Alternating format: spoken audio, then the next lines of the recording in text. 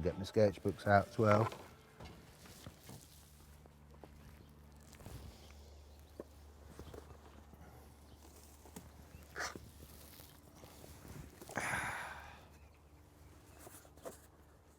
The way I make them isn't, I don't try and make them look exactly like a fox, you know. I kind of make them in a very simple way with just my fingers and like maybe a knife, you know. So I don't really use a lot of tools and stuff like that.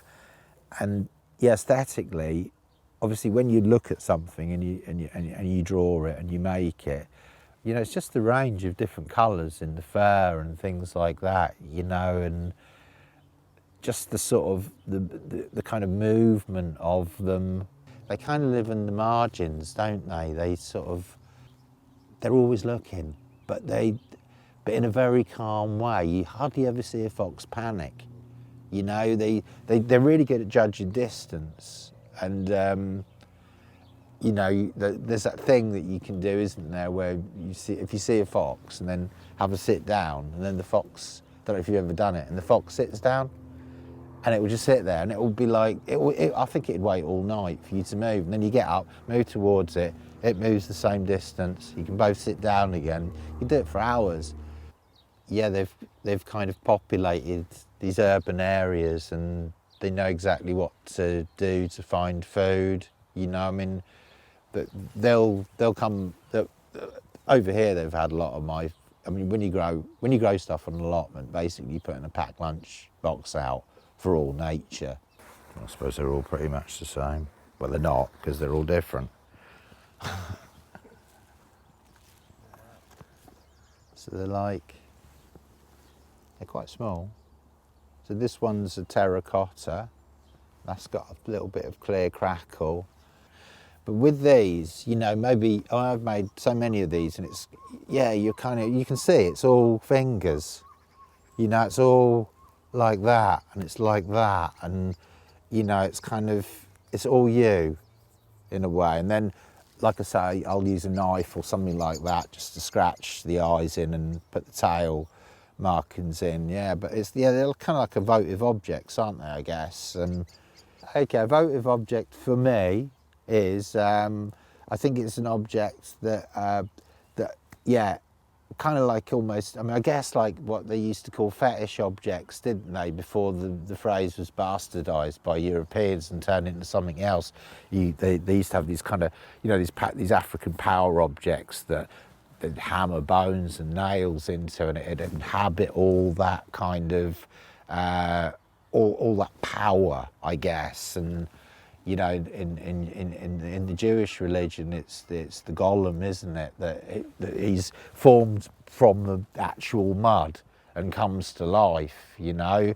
And I think these have gone through a similar process. So for me, a votive object is something that I've actually seen, and it's something that I've described, and it's obviously had an effect on me to do that. And then it's something that I've made a version of, and it holds all the power of every fox that I've ever seen since I started doing this.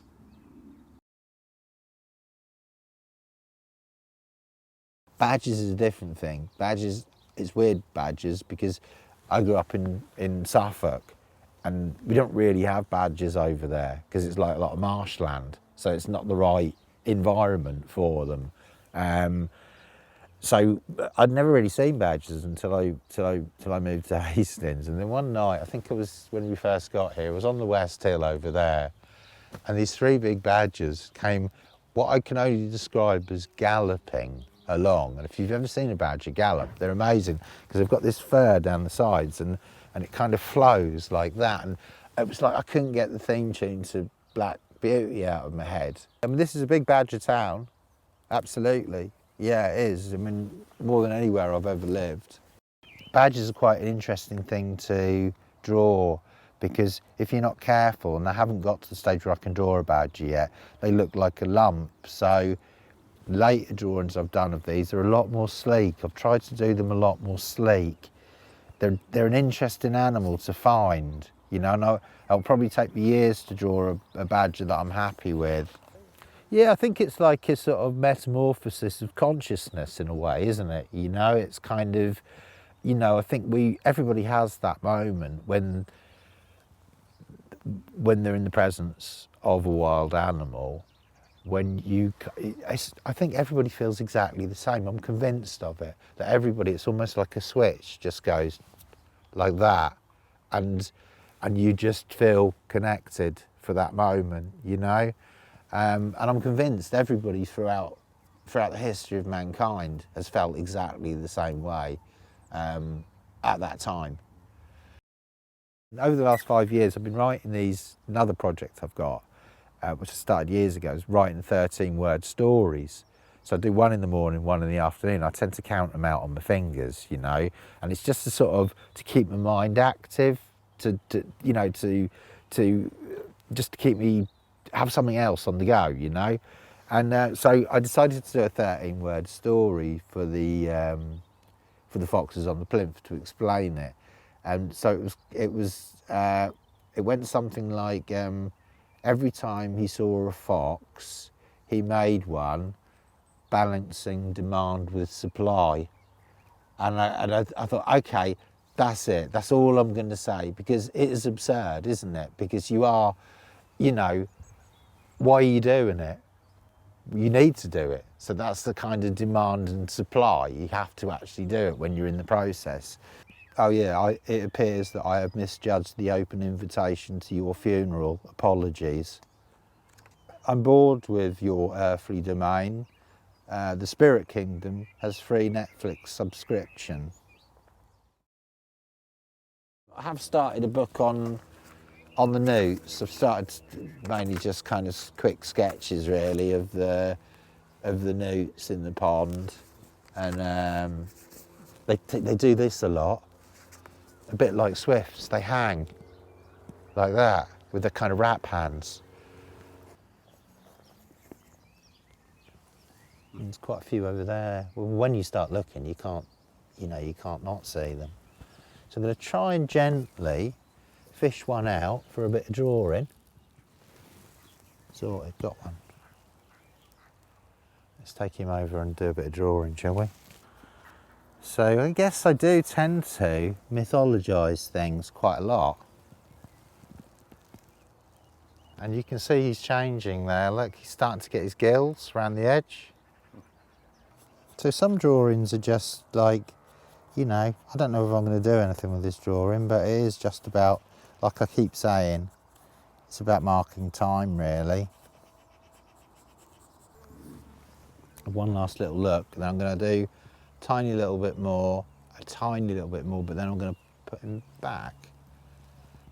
I think that'll do for the time being.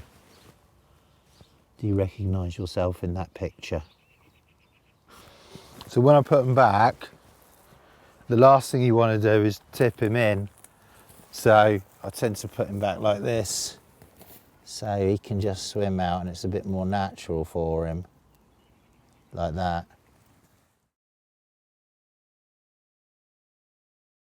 I've been doing these kind of, they're my observed book series, where I just do they're a kind of a way of drawing, but I also put 13-word stories in them as well. And so like this, for example, this one's like crows, and they're kind of like, it's a little more colour of a crow. And then these will probably usually be developed into larger drawings if I like the sort of essence of it.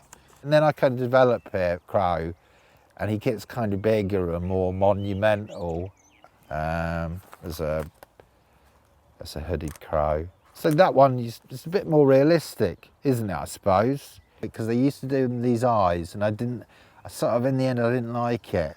So I have changed the eyes a lot now, because they've kind of got human eyes, which, you know, it's that sort of zoomorphic thing. He spent intoxicated evenings picking fights with finches, flicking fag bucks at woodpeckers. I guess that's a good example of how I use swifts, you know, to try and tell a story in one. They're clearly leaving, aren't they? everybody's come out to say goodbye. It's almost like there's a little bit of sad. You've got passing time, and you got there's something happened there, isn't there? You know, maybe we don't quite know what it is, but it's definitely I think a little story there. This is a clock, but it doesn't tell the time.